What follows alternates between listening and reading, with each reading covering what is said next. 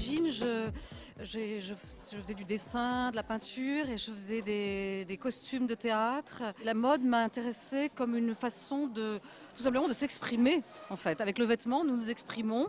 Et ce qui est merveilleux, c'est que nous pouvons créer des personnages, développer, caractériser notre personnalité à travers le vêtement dans le quotidien.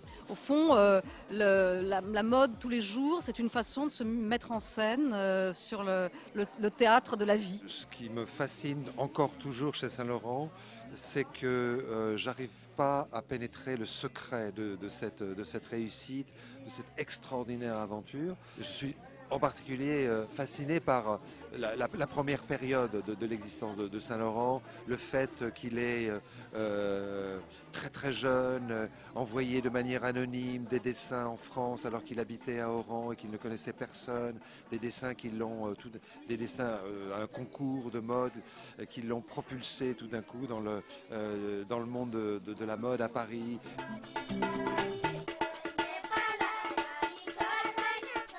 Florence et moi, on a travaillé donc comme des petites fourmis studieuses pendant plusieurs mois, une bonne année. Et un jour, on a découvert, grâce au conservateur des collections de la Fondation Yves Saint-Laurent, dans le studio où travaillait Yves Saint-Laurent, on a trouvé des classeurs qui étaient des classeurs de couleurs.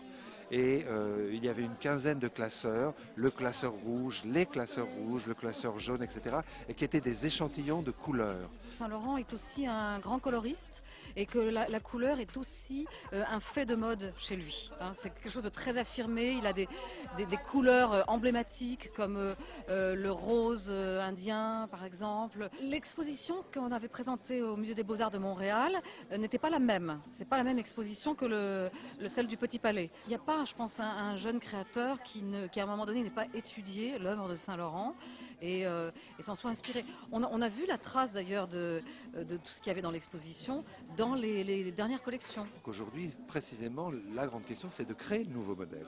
C'est de créer de nouvelles et d'inventer de nouveaux modèles. On ne répétera pas et on ne refera pas Saint-Laurent. Saint-Laurent a fait tout seul le travail et je crois que maintenant, il faut que d'autres fassent tout seul le travail aussi.